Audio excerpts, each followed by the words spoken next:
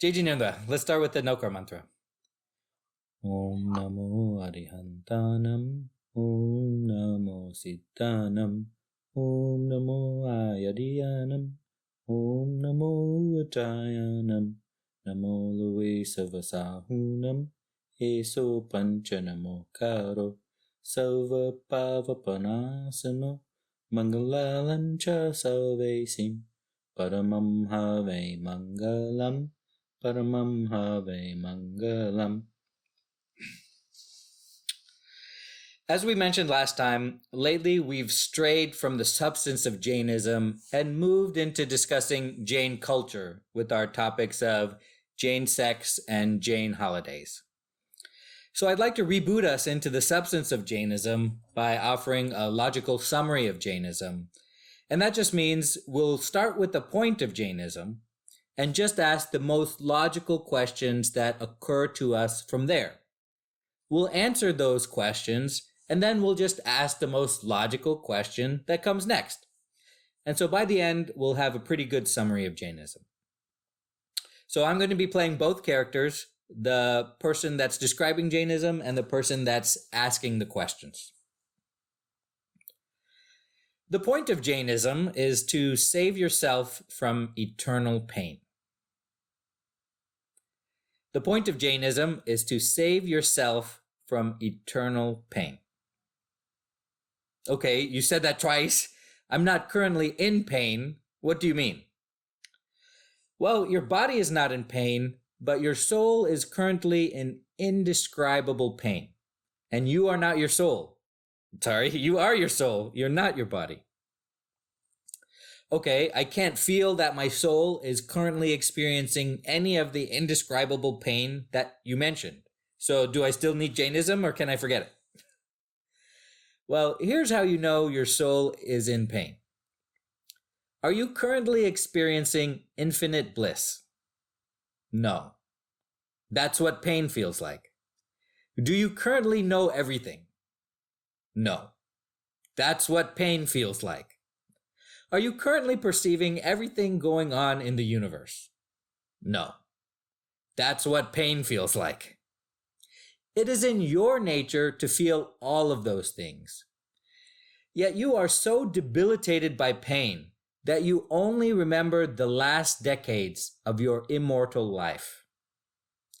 You are so debilitated by pain that you only can perceive things in a very limited radius of feet around you.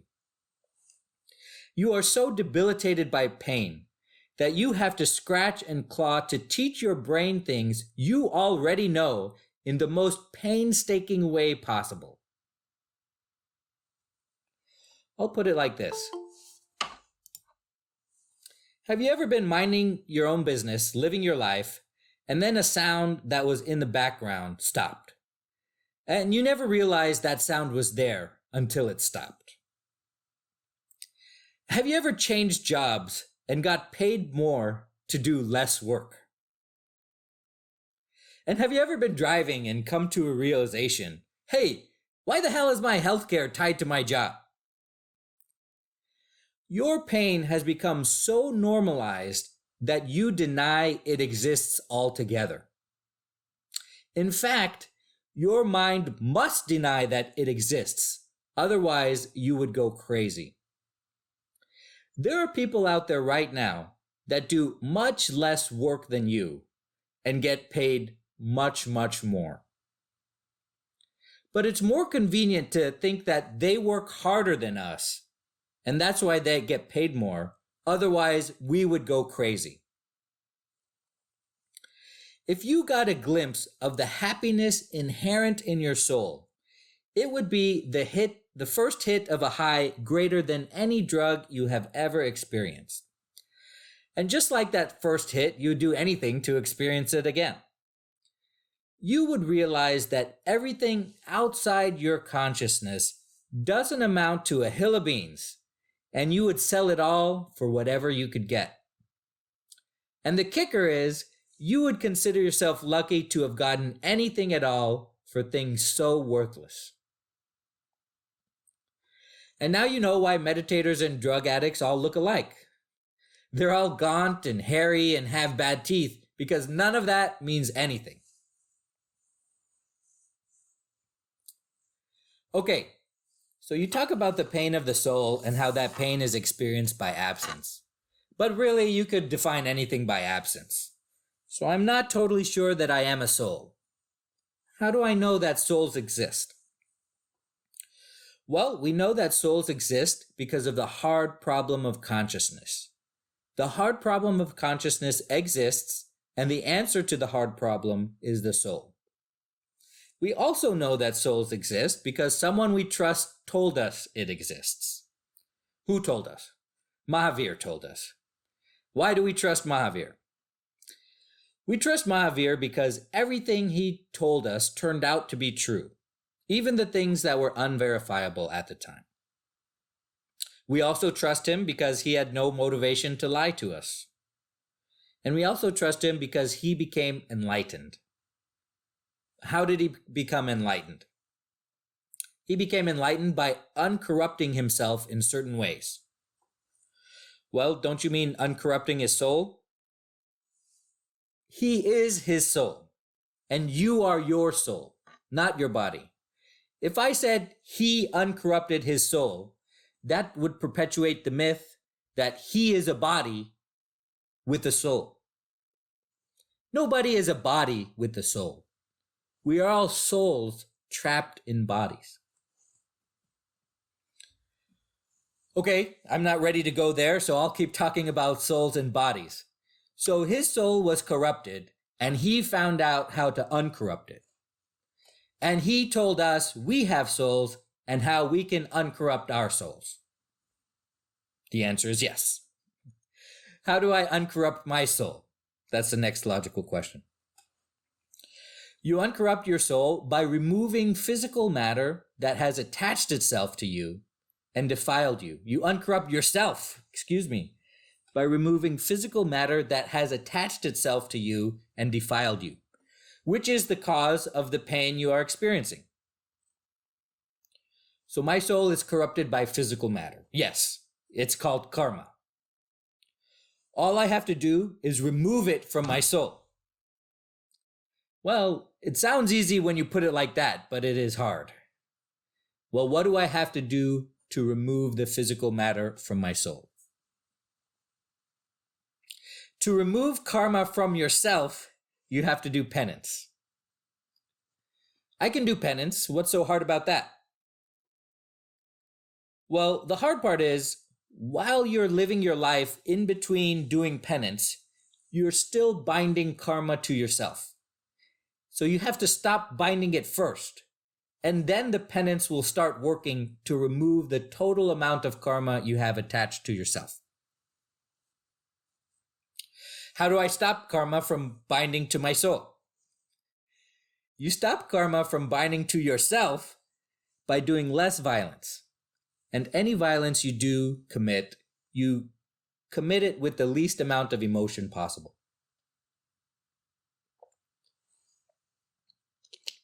So questions or comments about that? Thank you to everybody who just joined. We're talking about the substance of Jainism.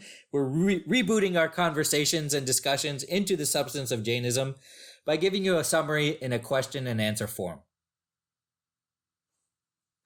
So questions or comments about anything we just talked about?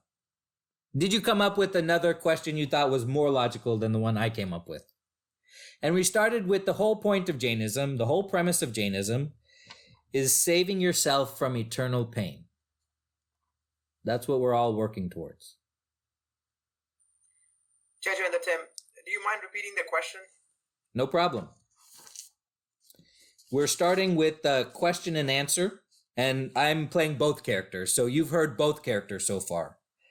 We're just asking ourselves the next logical question that comes up when we answer the previous question. And we started with the whole point of Jainism. The entire point of Jainism is to save yourself from eternal pain.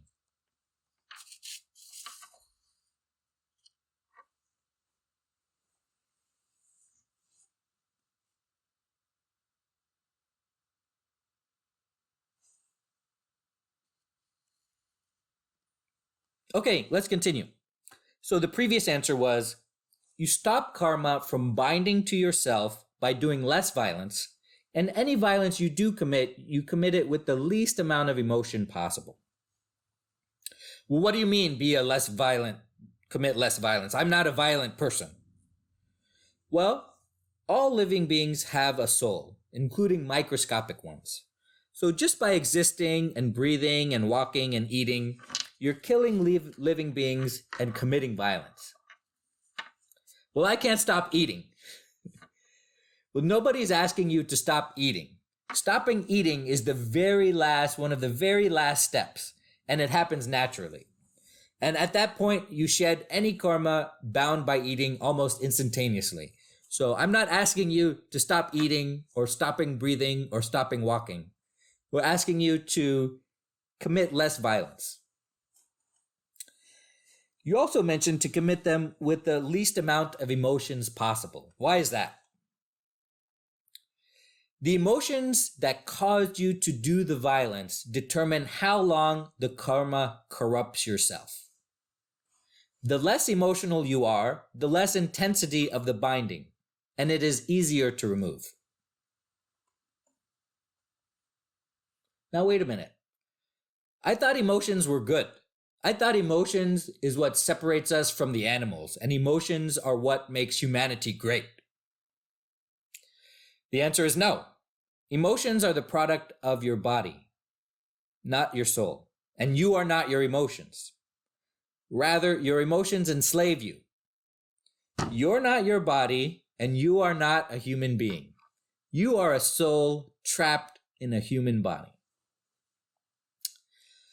Well, isn't the happiness you talked about inherent in my soul having an emotion?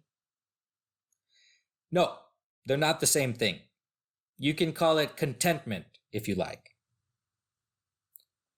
Well, isn't contentment an emotion? No. Perhaps we don't have the words to describe it well.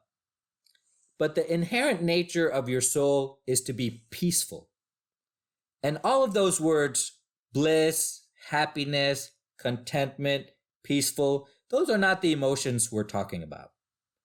Let's call the emotions we're talking about bodily emotions, so we don't keep getting confused about it. Okay, so all bodily emotions are bad. Yes, and there are 4 main ones that we want to fight: anger, ego, deceit, and greed. And fighting those bodily emotions will help stop karma from attaching to my soul. Yes, they will help stop karma from attaching to yourself. So those emotions are part of being human. I can't help but have them because I'm human. What happens if I can't conquer those emotions?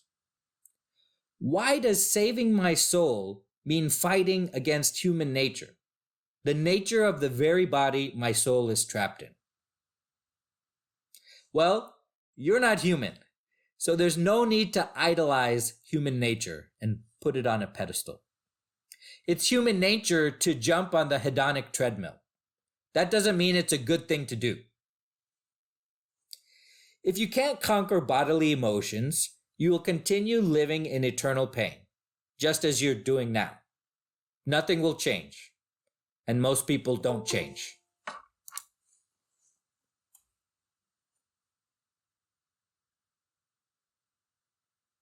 Thanks to everybody joining us. We're talking about a summary of Jainism in question and answer form. Any questions or comments about that? We just talked about emotions.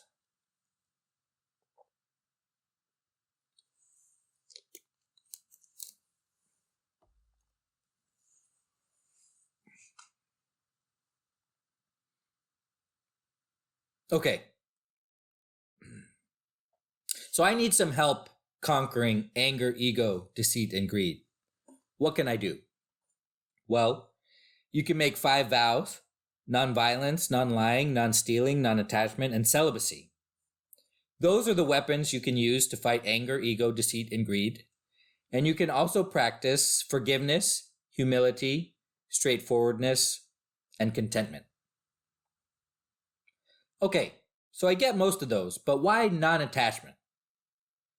Attachment to things makes you emotional for no reason. So it's like non-materialism. I understand non-materialism. Yes, it's mostly non-materialism. The other one I don't get is celibacy. Well, the answer to that question is, for lay people, it's mainly avoiding adultery. Okay, I understand that. I understand avoiding materialism and adultery. But it still seems very hard. I know that I'm going to fail, so why should I even start trying to walk this path of Jainism? Well, the answer is, it's not all or nothing. So even if you do a little bit, not only are you helping yourself, and you're a soul, you're helping your current life and your current body. If you start to fight anger and you get rid of anger, and that's as far as you go in this life, you've helped yourself this life. And so it's not an all or nothing proposition. Well, I have a hard time keeping all of those in my mind and what I should be thinking about as I live my life. Well, we have a bunch of songs and rituals to help you remember everything and to keep it in your mind throughout your entire life. And by performing those songs and rituals and reciting them and singing them, you are doing a physical manifestation of what you should be thinking about. And that helps you think about them. So it's easier to start with those and then end with the mindfulness and meditation aspect. We also have a bunch of holidays where we remember the goals we want to achieve and where we help everyone in the community achieve them. And so that's the way we support each other. And that's the way we try to get through this hard path together.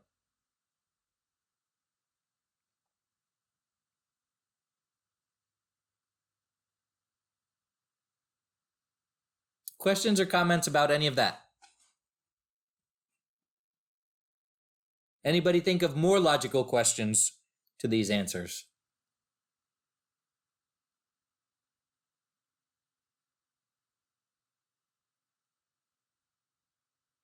Okay, let's keep going. Going to be a short class today. So we owe it all to Mahavir.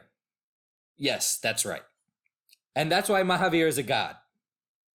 No, Mahavir is not a god, even though some people mistakenly call him the Lord. Mahavir is a soul, just like you. We worship the effort he put into saving himself from eternal pain, and we strive to be as courageous as him.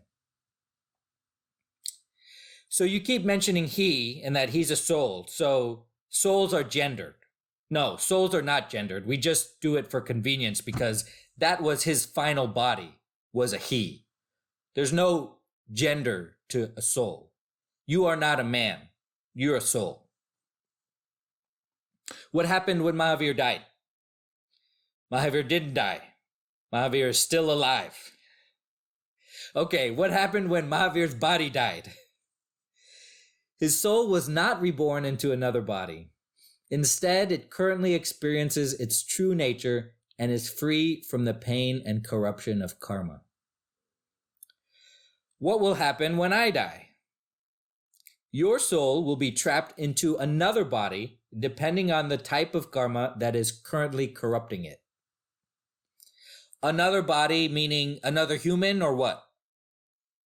Well, your next body could be human, it could be animal, it could be plant, it could be microscopic bacteria, it could be a heavenly being, it could be a hellish being. Anything that is alive has a soul, and you have the potential to be reborn as that thing after your current body dies. So my father, who died, could have been reborn in the body of my dog. Is that right? Well, it's highly unlikely, it's bordering on impossible, but technically that could be true. And that's why I should practice nonviolence, because all living things have a soul just like mine. Yes. Is that why we all will become one in the end? No. All souls are different, and there's no combination of souls. We will not all become one in the end. So the only one responsible for my soul is who? Well, the answer to that question is you are your soul. And the only one that can be responsible for you is you. There is no you that is separate from your soul.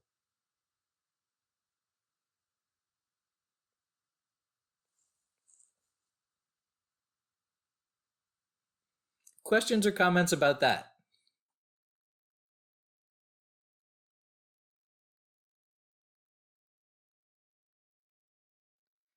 Now, I'd like you to notice two things about that kind of question and answer session.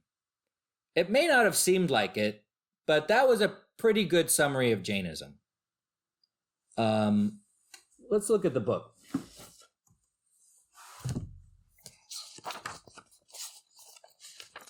We talked about, let's just look at the table of contents. We talked about the fundamental tenets of Jainism. We talked about Tirthankars, enlightened people. We talked about moksha. We talked about vrats, chapter 5. We talked about chapters 1 through 5. We did not talk about the 5 codes of conduct. We did talk about ahimsa, chapter 7. We did talk about chapter 8, virtues, forgiveness, humility, straightforward, contentment. We did not talk about bhavnas. That's going to help us later. We talked about devotion. We talked about self-study. We talked about meditation. We did not talk about the tripadi, origination, destruction, and permanency. We did not talk about the 6 substances. Well, we kind of talked about the 6 substances, which is jiv, ajiv, karma, bandh. Yeah, actually, I'm going to call that yes. We did talk about 6 substances. We did not talk about the Nav Tattva. We did talk about Ashrav, Bandh, Samvar, Nirjara. That's chapter 16, 17, 18, 19. We talked about chapter 20, the theory of karma. Did we talk about Punya and Pap? Not really. Okay, I'll give that one a no. We talked about the 6 fundamental truths.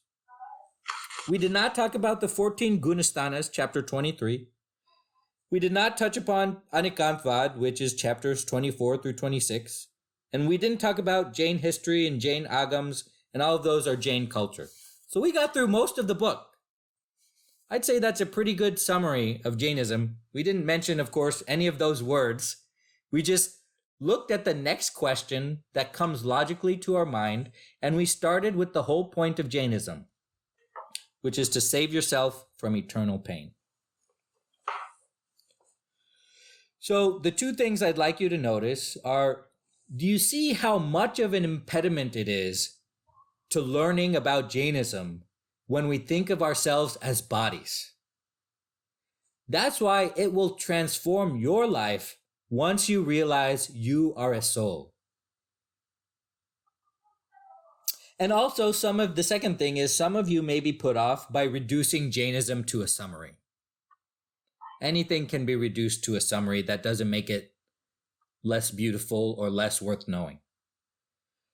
All truths are simple to say, but hard to do. For some people, the hardest thing is knowing what is right. But for most people, the hardest thing is doing what is right.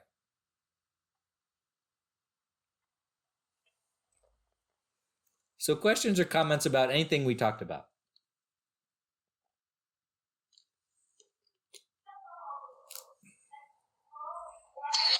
Maybe I have a question. How does one know that they've finally got rid of their or achieved moksha, or they don't know? No, you absolutely do know, because one of the first steps is kevalnyan. And once you have kevalnyan, you're on the way to inevitably achieving moksha. So once you have kevalnyan, you know everything. And you definitely know what type of karma you still have to get rid of, and that helps you get rid of that karma. And once you got rid of all that karma, you certainly know that you're in moksha. Okay. Tim, I think this is like you said, it's a summary, but it's a deep summary, and there's a lot to think about here. Let's start it. If I can think about it, okay, believe that we are a soul, and this body, our soul is trapped in this body. I think I'm down with that part. I don't have any difficulties getting that concept. The difficult part is where we have to minimize, or we have to practice ahimsa. I mean, sitting outside here observing in my backyard, I mean, there's so many jeeves around us, and in a way, it makes me feel like, I mean, minimizing, just sitting outside looking at everything, starting from pest control to fertilizers and yard maintenance and stuff like that. I mean, just that simple thing. I mean, I'm not even going to the food yet. Like you said, food is the last thing, is when you naturally realize that, okay, you need to do more than you need to do more karma nirjara than what you are just, you kind of avoid, and then you have to release what you have binded. In terms of avoiding, I think, again, not going into the food, not eating part, not even going there, there is so much. I mean, you think about transportation, you think about house maintenance, logistics, I mean, the flights we fly in. I mean, all that creates so much karmas and bandhs. And I feel like, I mean, that's why the Diksha is one of the paths where you are, and now thinking about it, like, again, I always thought, why Diksha? And now, that is one sort of a fast way of minimizing your new karmas by not traveling. I mean, I always wondered, why not to travel? I mean, all the other sons can travel. Why not our sons can travel? Well, yeah, I mean, you can do it. It's not that you can do it, but it just slows down the process if that's your goal, if that's your aim. And to expedite the process your way, even if you want to have, if you want to do it other way, like, stop eating food and just kind of minimize it that way, you have another way. So in the summary that we have talked about, I think once the path or destination is sort of clear, then you can choose your path. It can be one with the diksha, or it can be one with the minimizing what you can. So it's a deep summary is the way I would call it. Well, you've touched upon many important points, and you've asked a question and you answered it yourself. So that's great. You already know the answer to your question, but I'll flesh it out a little bit for the people who may not have understood what you're talking about. So you mentioned, well, I look around me, I have a house, so now I have to do pest control, I have to do fertilizer, I have to do yard work. And that's right. Your attachment, your material possession is causing you to do this violence. The answer is to get rid of your house. You're right. How this transportation, I have to do my logistics, I have to do my flight. And that's how do I avoid the violence in doing that and living my life? You're right. Those are material things and ideas that you have an attachment to. And because you believe you're a soul, that's why you have seen it in those light. And that's why you know the answer is to take Diksha. Then you don't have those attachments, and those attachments are not forcing you to commit violence and corrupting yourself. You mentioned there are two paths. Actually, there's just the one path, just the Diksha path. The people who take the other path, the path of lay people, they're just not ready for the Diksha path, and they are finding some blockage into determining, into realizing for themselves that that is the right path. In fact, that is the only path. And so those things you've identified are problems are certainly so. And that's what Mihir mentioned by doing that.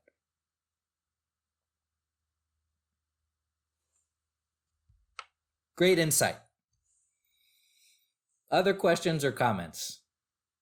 So I'd say we did pretty well. We hit most of the chapters in the book, and the few that we didn't hit are really kind of hyper technical, and I probably could have got them in there, but it wouldn't be the next logical question.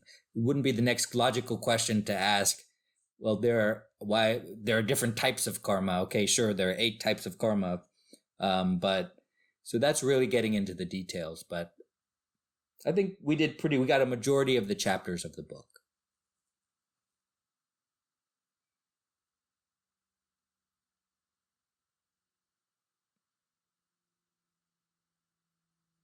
All right, very short one today. If no one has anything to talk about, then we can wrap it up. Thank you so much for your time this week. Thank you. Thank you. Happy Diwali to everyone. If we don't see you, happy Diwali. Yeah. Thank you and happy Diwali.